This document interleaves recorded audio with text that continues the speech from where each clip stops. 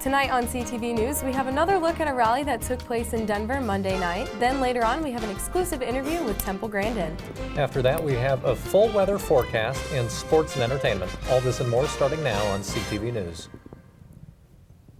Good evening, and thanks for watching CTV News. I'm Marla Lundak. And I'm Willis Scott. Here's what you might have missed today.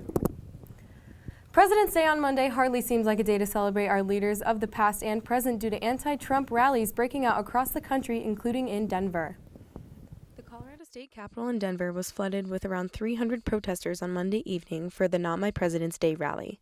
The rally was a public event hosted by Hannah Kafafitpour and Desi Saint, who created a Facebook page inviting thousands. I just think we can't take this lying down, and I think of my future grandchildren, and when they ask me what I did during this terrible, frightening time, I want to say that I stood up and said that this isn't right. People began gathering at the Capitol around 4:30 with colorful and thought-provoking signs.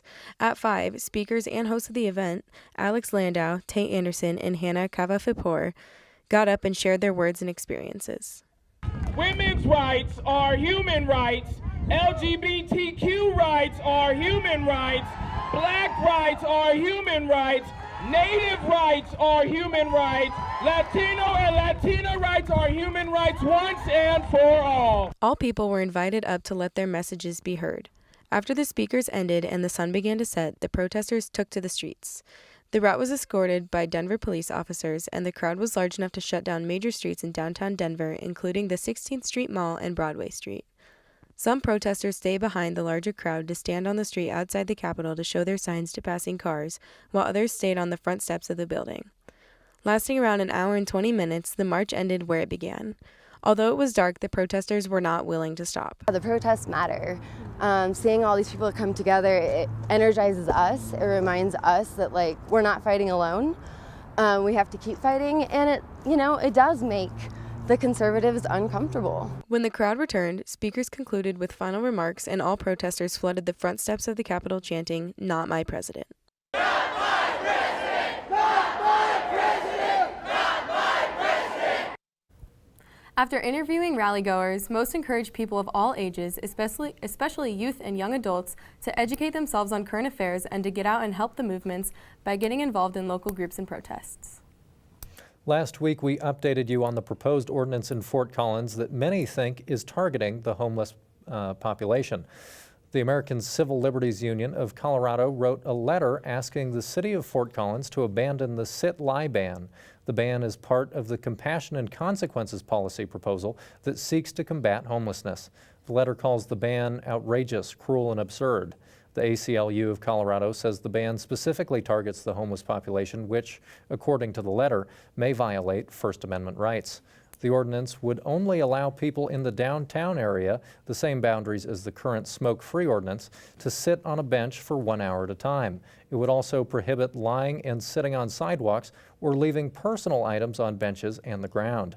The letter states that all cities should address the underlying problems of homelessness rather than attempting to sweep it out of sight.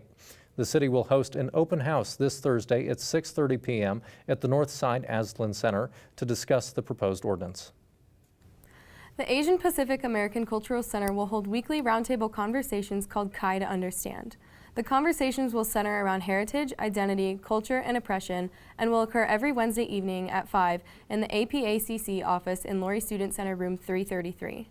Amanda Thompson and Sid Sahota, co-facilitators for Kai to Understand, said the discussions are a revamped version of APACC's Tea Time discussion series. According to Thompson, the weekly discussions will vary between planned topics and open discussions. Previous planned discussions focused on the parallels of Islamophobia and how Asian Americans were treated in World War II, and what it means to be a student of color in the residence halls. Thompson hopes the discussions will encourage students to learn more about the history and culture of Asian Pacific Islander identities, and additionally, they encourage all CSU students to attend the discussions. Parking around Fort Collins continues to be a hot-button issue. A new proposal may increase the amount students pay to park on campus. Colorado State University Parking and Transportation Services discussed a proposal for alternative parking permits for the 2017-18 academic year. Parking Services has spent the last year analyzing how the current parking system is utilized by staff and students to create a proposal. The CSU Board of Governors will meet on May 1st to hear the proposal. They're responsible for the implementation of the plan. The proposal offers new permit options to students and staff. One of the passes would be valid for 3 days a week at 3/5 the cost of a regular pass. All current parking permit rates are going to increase an average of 3%. For a full year commuter pass, that's an increase of $15. But residence hall permits will increase by $152 because the price did not rise during the 2016 academic year. CSU continues to advocate for students who are affected by the national travel ban on 7 countries. Last Saturday, CSU President Tony Frank and members of his staff visited the Islamic Center on Lake Street, just south of CSU's campus. Frank was able to meet a graduate student whom CSU helped get back to Fort Collins after she was stuck in Libya with her baby. Dr. Frank and his staff answered questions from members of the Muslim community while eating lunch provided by the Islamic Center. Frank says the things that divide a community are small in comparison to the things we have done, to things we have in common with others.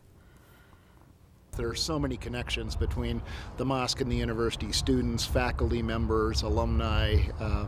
It's a great chance for us to demonstrate that we're all members of this community together, and that the things that we have in common, that we share, are so much more important than those that divide us. CSU professor Dr. Temple Grandin is going to be inducted to the National Women's Hall of Fame this September. People know her best for her revolutionary work in the cattle industry. She developed infrastructure and handling techniques to make moving and slaughtering livestock more ethical and efficient. She has also helped parents and teachers understand children with autism better. Grandin was diagnosed with autism when she was 2 years old. She says that her autism has helped her to understand the way cattle respond to stressing situations. She is a pioneer in the meatpacking industry.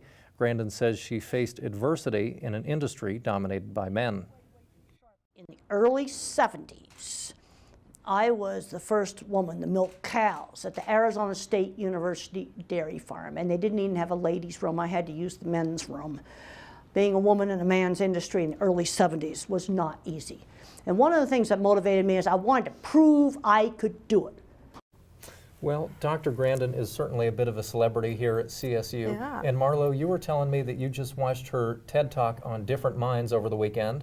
How'd you like it? What'd you think about it? It was awesome. You know, I didn't know how big of a deal Temple Grandin was. I learned so much about the impact she's had on the cattle industry.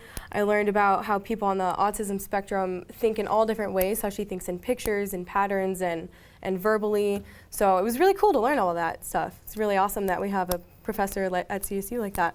It's very cool to learn how different minds work, and of course how she was able to use that to kind of get into the mind of a cow and do that really neat engineering. Yes, very cool. Well, that will do it for news, and while the weather outside has been pretty nice, we can't help but to think, are these warm temperatures going to stick around? Sierra Symes has the latest in weather coming up next. And then later on we have sports and entertainment.